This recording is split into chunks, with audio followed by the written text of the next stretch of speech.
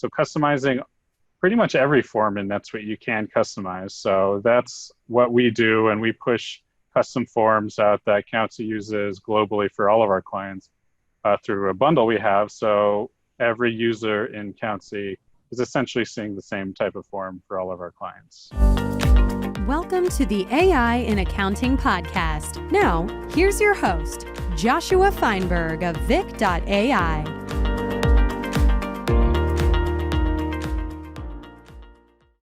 Hi, I'm Joshua Feinberg from the AI and Accounting podcast, and I'm here today with Colman Edwards, Director of Technology at Countsy. In this episode, we're going to talk all about NetSuite best practices for beginners and power users, the biggest mistakes that NetSuite users tend to make, and where the future of accounting and NetSuite are headed. But first, you'll get to hear Colman's career journey and what's led him to his place as Director of Technology at Countsy, NetSuite BPO Partner of the Year. Yeah, so I definitely would say I didn't have this planned, that this was going to be my career path. I think I started off as an engineer in college and then made the switch over to business. And after my first couple accounting classes, it just clicked for me. So I made the switch to accounting and started in the accounting field. Really, my love for technology has kind of pushed me to where I am today. Accounting is fun and fine, and I like that, but the technology is really what drives me forward. So I started off with Countsy about 6 years ago. We were called a Creative Solutions then, and I was just a staff accounting manager over there for 1 year, and then I made the switch over to the implementations team. I was really kind of pushing the technology we were using, our platform, NetSuite, Expensify, Bill.com. I was showing the implementation team new features, how that were coming out, how to connect with NetSuite so that they weren't using yet. So then I got hired onto the implementation team. From there, I kind of worked my way up and became the manager and now the director of technology, where I really focus on the technology we use, integrations, standardizations amongst the whole company. So that's where I've now ended up here. And that approach is pretty different compared to traditional CPA firms, right? With being very technology focused. Yeah, Countsy is very focused on technology. We're cloud-based from the get-go, so everything we use is on the cloud. So really finding the best systems for the cloud to make everything as smooth as possible and as integrated as we can. Yeah, no, that makes a lot of sense. So what I primarily wanted to talk with you today is about NetSuite and your favorite tips and best practices around using NetSuite, standardizing on NetSuite.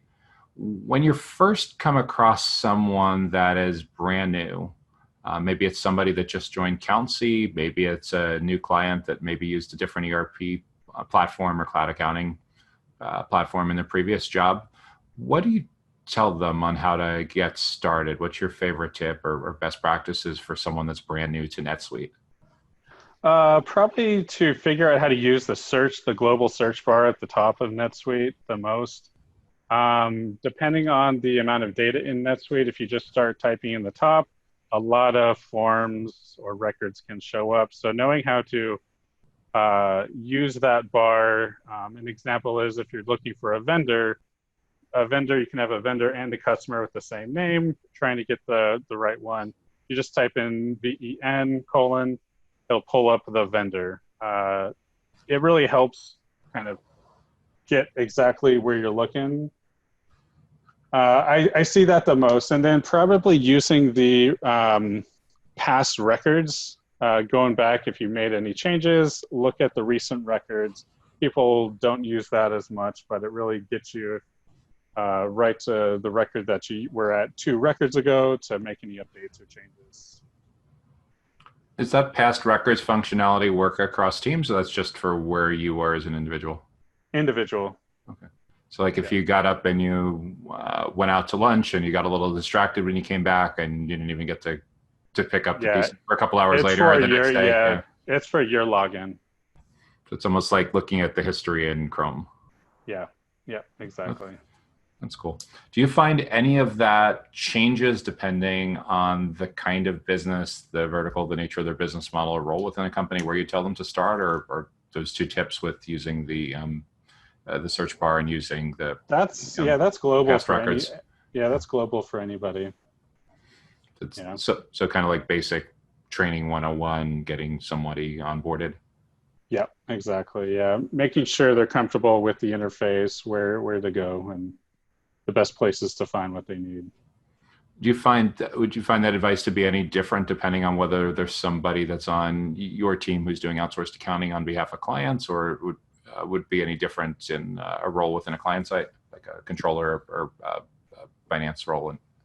Well, I think that's kind of global amongst everybody, to find either save reports that you have saved, find the page. You can do that all from the global search.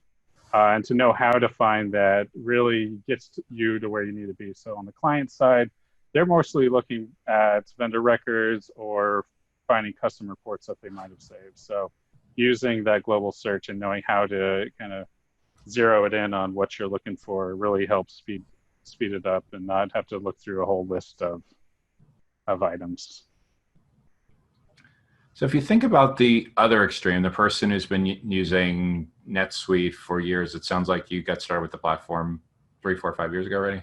About 6 years, yeah. 6 years, yeah. What's interesting is when I've talked to people about mid-market ERP systems, a lot of times they were using the ERP platform in their previous job, and they probably is maybe 30, 40% of their job, but they ended up liking it so much that they ended up moving to a firm where they could get to just do implementation and consulting 100% of the time. It's like the great fan story of evolving and kind of pivoting your career. So for somebody that has been really entrenched in NetSuite for several years, maybe you meet them at a conference, maybe they're a product manager from NetSuite, maybe they're a integrator who just focuses on that. What's your favorite tip for a really advanced power user?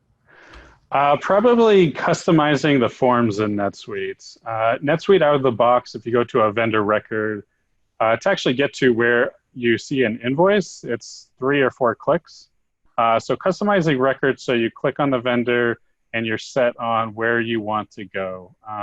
Minimizing the time and clicks for any task is kind of our goal. Just it speeds up processes, it gets to where you need to go faster. So customizing pretty much every form in NetSuite you can customize. So that's what we do, and we push custom forms out that Countsy uses globally for all of our clients through a bundle we have. So every user in Countsy is essentially seeing the same type of form for all of our clients. So that sounds like it would be a huge boom for not only for onboarding new staff, but making it easier to support clients, consistency, turnover. Exactly. That's our goal at Countsy, is to kind of standardize how we do things so anybody can step in and help take over if needed. So the custom forms in this package, it sounds like you have quite a few. Yeah, so pretty much any transaction form,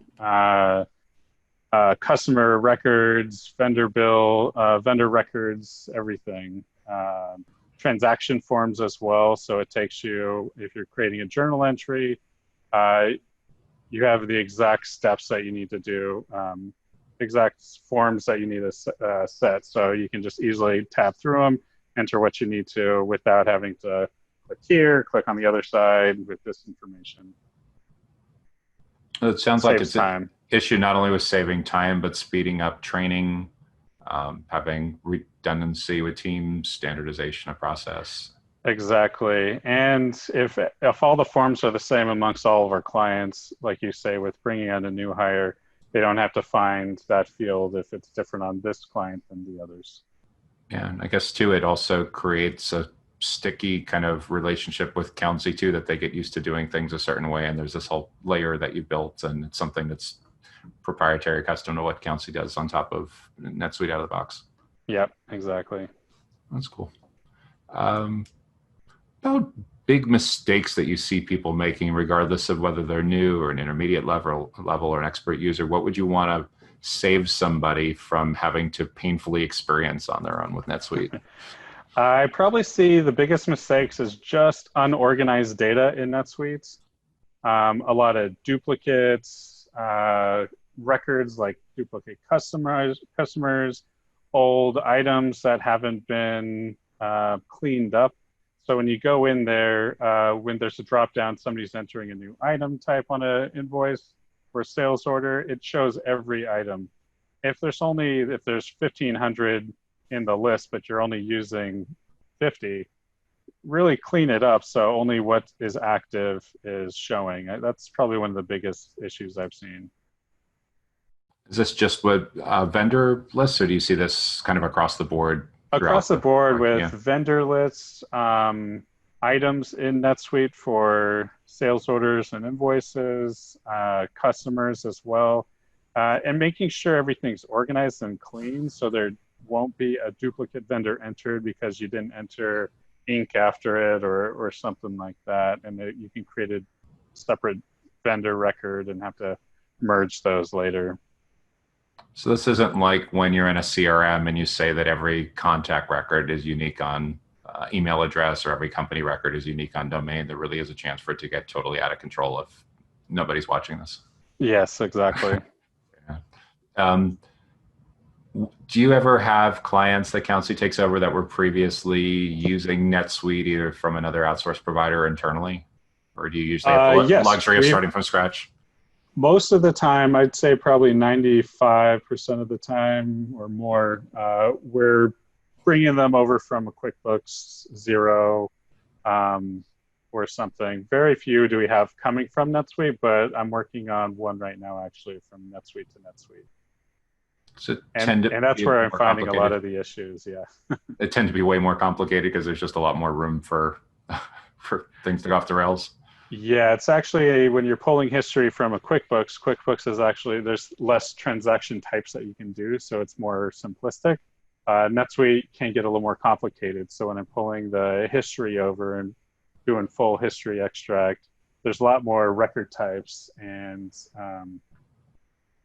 dependencies on other records when I'm pulling those, so it's actually a little more difficult.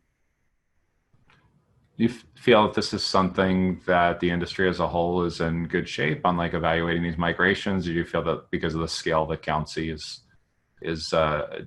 doing NetSuite work that you're kind of inventing the playbook for others to follow? I think we are in the lead here. I know NetSuite, their implementation team doesn't do full history. They just load trial balances only. So I think it's on to the third-party vendors like Countsy that actually will pull full history and load it into NetSuite for a client. And that takes the bulk of an implementation usually and how much data they have. So I think we are kind of leaders in that field. It's one of these things that if you get right out of the gate helps a lot, but if you sweep it under the rug, like, it'll just fester and cause problems later on. Yeah. Inconsistent data, not being able to find things in the general ledger. And yeah, exactly. And just making sure you have a clean financials going forward, and we're not wasting time trying to enter a duplicate or clean that up later.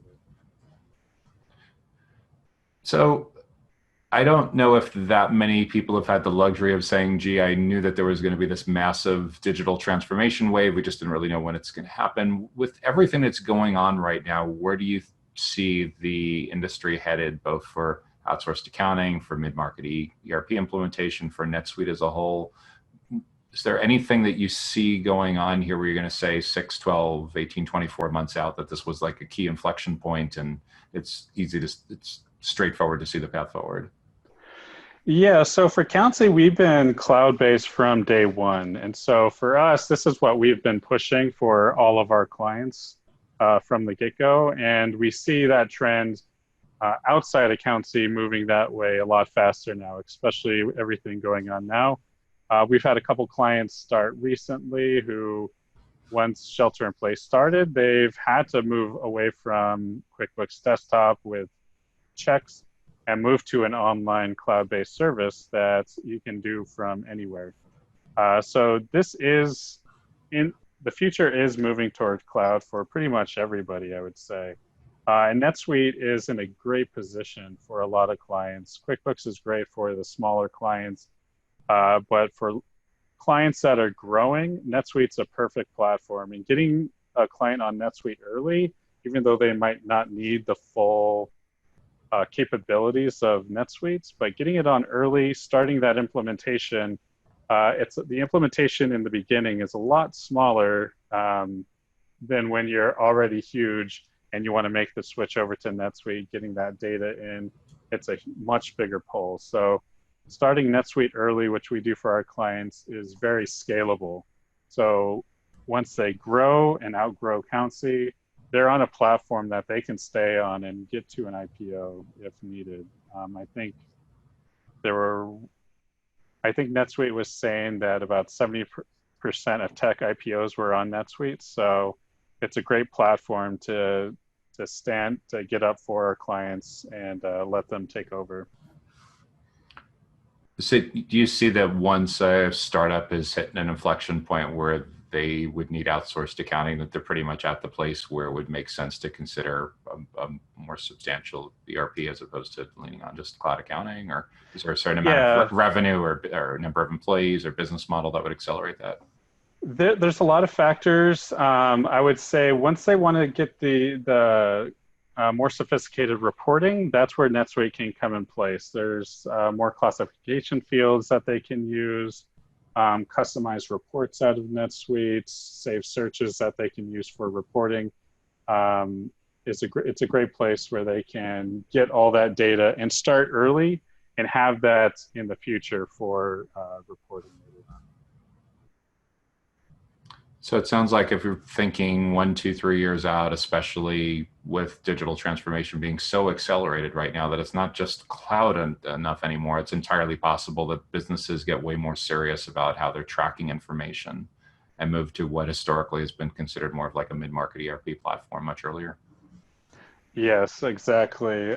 Getting on NetSuite, even though it might be a little overkill in the beginning, later on, and that's why it's easier on the BPO platform that Countsy has, where we can get them on, do the accounting for them, and once they're large enough and go in-house, they can then take over and don't have to worry about a second implementation, moving the data over and getting on a platform that they'll need. It's probably not something that they're thinking in the back of their mind, that there's time and financial costs and risk, right, with the implementation, with migration. A lot of risk, especially once you're that large and your business is in place and you need to get into a new system. A lot of risk in moving the data, moving the systems, in doing the integrations. There's a lot that happens during an implementation, especially of a larger client. It's definitely all good stuff to know. Colman, if anyone has any questions about anything we talked about today or wants to follow what you're working on or what Countsy is working on, is there a good go-to place like social media or website or anything you'd recommend for following? Yeah, so Countsy has our website, countsy.com, as well as Twitter that you can find there that Countsy does. If anybody would like to contact me personally, they can contact me directly with my email. And I'll be happy to answer any questions or reach out with any questions that somebody has. Well, that's awesome. Colman, thanks so much for joining me today on the podcast. It's been super helpful to get your tips on how beginners and advanced users should approach NetSuite and the big mistakes that people make with just inconsistent data, duplicated data, and your thoughts on where the future of all of this is headed, not just with cloud, but moving into more substantial ERP systems much sooner as the world becomes even more digital. So thanks again for your time and for sharing so generously all your School of Hard Knocks best practices and tips around NetSuite. Yeah, thank you very much. It was my pleasure. Thanks for listening to this episode of the AI in Accounting podcast. To subscribe and leave a review, check us out at blog.vic.ai or wherever you like to consume podcast episodes, including Apple Podcasts, Google Podcasts, and YouTube.